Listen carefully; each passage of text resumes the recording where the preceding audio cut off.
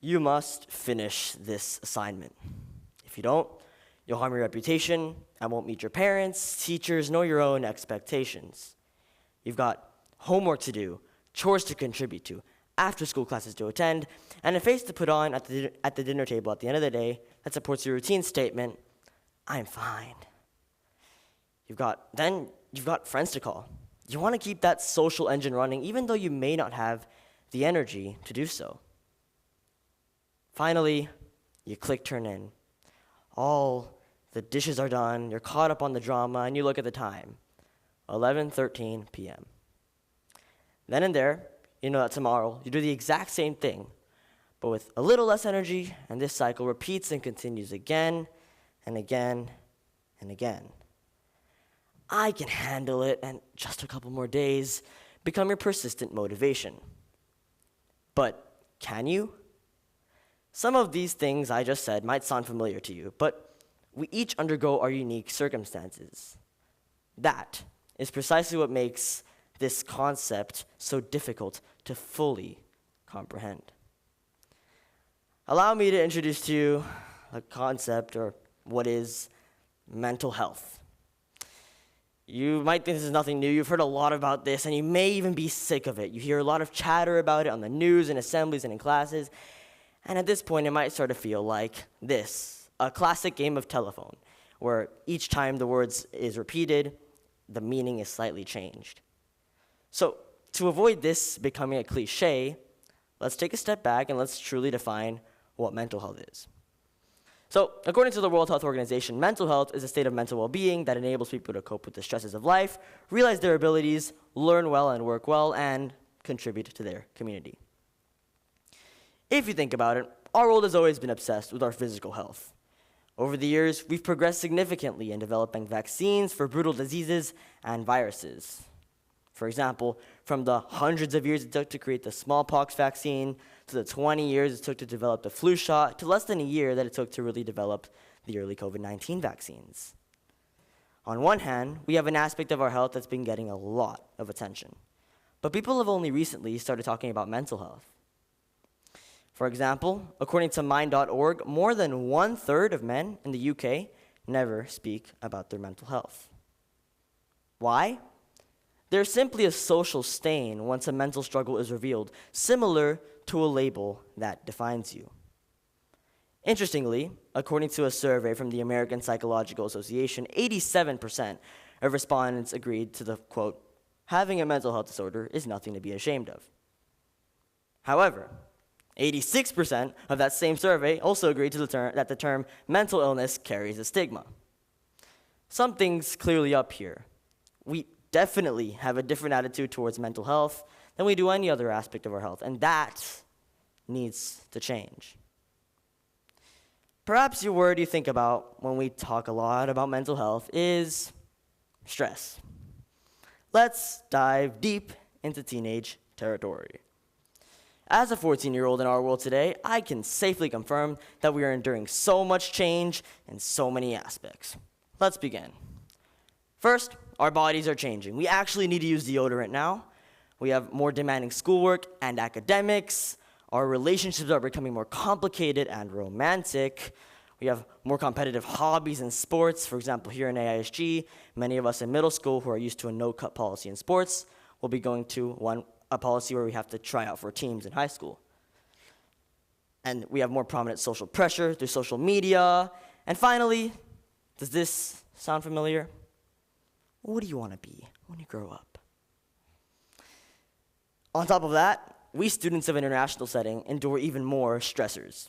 For instance, our favorite teachers and BFFs constantly leave, most likely never to be seen again. Our school changes a bit with every new principal, and we may even have to move ourselves, which essentially just clicks the reset button.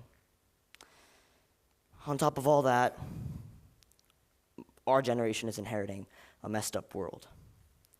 We've just emerged from a global pandemic, which separated us from our friends and family for 3 of our adolescent years.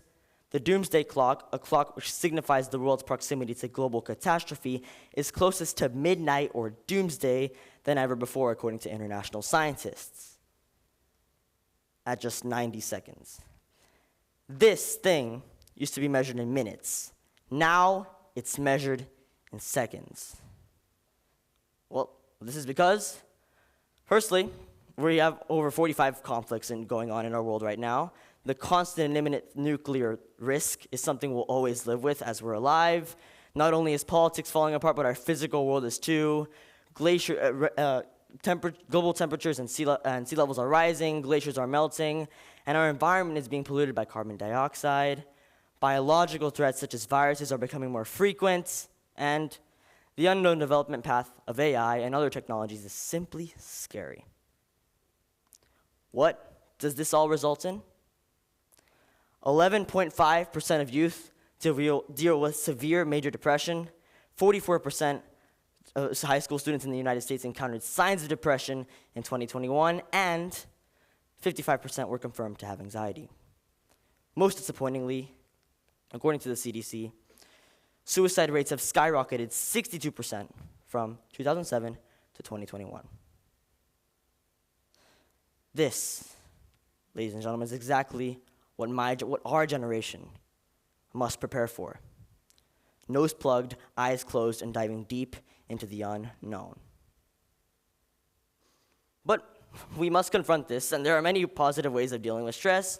I'm sure you may know the ones that I'm about to bring up. First, venting or talking to a trusted person, journaling your thoughts and feelings, exercising physical activity, and meditation and mindfulness. Again, we're all teenagers, so we have our unique coping strategies.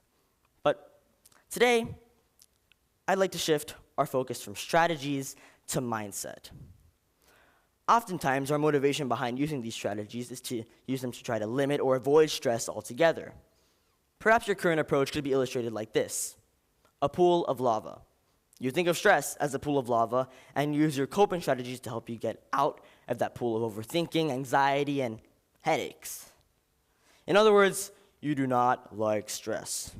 Well, that's very smart of you to say, Eduardo, you might think. Obviously, we don't like stress. You're crazy if you do. Well, sometimes we need to be a bit crazy to truly appreciate and consider a new perspective. And with that, I'd like to introduce to you the concept of embracing stress.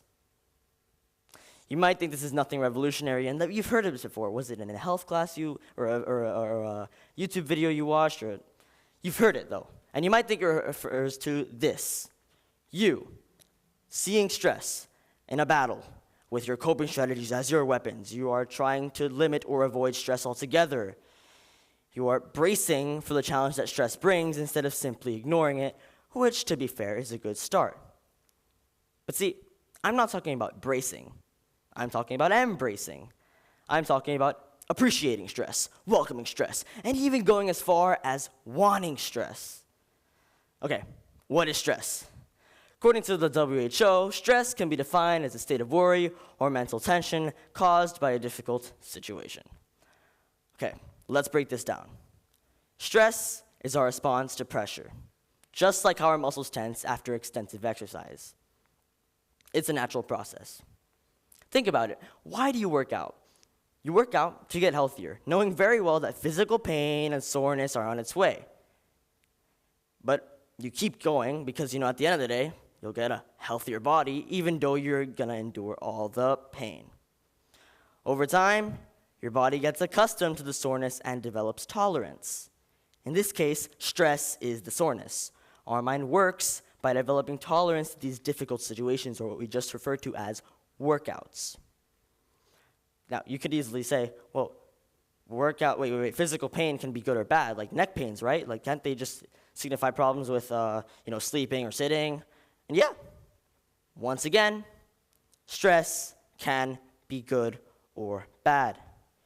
Stress can indicate things that are harming us, such as poor coping mechanisms, burnout, or simply health problems that do need clinical assistance with.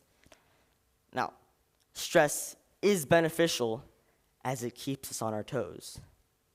If we never stressed about getting that perfect score, would we have spent as much time studying?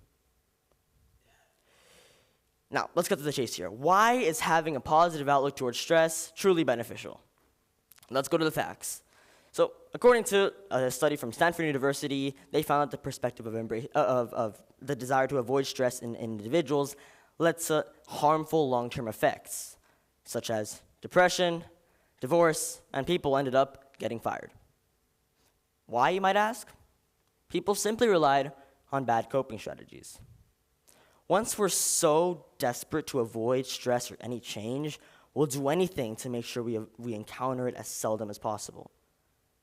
Now, another Stanford search found that the perspective of embracing stress as beneficial led to more positive aspects in life, such as better health, better emotional well-being, and better productivity at work, curiously during high-stress periods. Now, I could easily end my speech here, saying, all right, I've given you the facts, now go do this, go embrace this stress. It must be easy, right? No. Look, I get it. Stress has probably brought us so many sleepless nights, so many tears, so many fights. How could we ever truly embrace such a monster? This, ladies and gentlemen, is what's beautiful about mindset. You have the option on your perspective. Sure, you could go live life risk-free, always full of worry. Of course, you might outlive some reckless people, but would you truly appreciate your life to the maximum, living it out to the maximum? If we always see the glass half empty, would we ever appreciate the fresh and clear water that's always been inside? My friends, I know it won't be easy, but we must try. Okay, you've sold me, you might say. How do I do this, though? How do I make sure I apply this knowledge that I've learned into my actual daily life? And here are some pointers. First, live in the moment. If stress is testing you today, don't get overwhelmed by the ways it could hit you tomorrow. Stress is a motivator, a mentor, teaching us resilience and adaptability. Don't overlook what it's trying to teach you today about yourselves. Next, remember to be open-minded. In doing so, we welcome new ideas and perspectives, resulting in a metamorphosis of our interactions with stress. As playwright George Bernard Shaw once said, "Those who can't change their minds can't change anything." Then, feel, cry, shout in a pillow. It's okay to vent. We all endure stress. We're all in this together. And today, we can tread water together so that tomorrow we can each swim a little further. No matter what, though, be thankful. Be thankful that stress is coming at you today when you're expected to make mistakes. Appreciate stress. Live in the moment. Learn everything there is to know about managing it. But please, whatever you do, don't put it off until later. These reminders, along with the positive coping strategies we discussed before, will all work together to ensure a positive change in your interactions with stress. Always remember, these coping strategies are the wheels, but mindset is the engine. Without the proper mindset, these coping strategies are absolutely useless towards change, and vice versa. Okay, now let's reconnect this all back to our mental health journey. Embracing stress through positive feelings, through positive mindsets, allows us to realize our abilities and potential, as it reveals our skill sets and limitations. As a result, we get to learn well and work well. Finally, through sharing our ideas, our unique ideas with others, we get to contribute to our community. As we wrap up, I'd like to remind ourselves of the significance of the topic that we're discussing today. This is our mental health. It's a basic human right. We must talk about it, learn about it together, raise the attention it deserves, and learn to love what is unique about it. Before I close, if there's anything you're going to keep from this speech, please let it be this. At the end of the day, we must ask ourselves one question. How can we maintain perspective so that this doesn't become a grind? Oftentimes, we teenagers try to do everything at once. Getting awesome grades, contributing to chores, pleasing our parents, and simply making teams. But often, we forget to look at the bigger picture. This is our time to be kids. This is the time of our lives. One day, we'll wake up to a busy job and a family to take care of. And once we're all grown up, we may regret not taking a step back and truly appreciating this age. we won't be able to turn back time. My fellow students, I know, this all feels like so much now, but in the grand scheme of things, we can't do everything. I'm not saying slack off. I'm saying once in a while, just once in a while, let's chill. This is a beautiful process. This is a beautiful change. This is a beautiful life. Let's enjoy it. Thank you very much.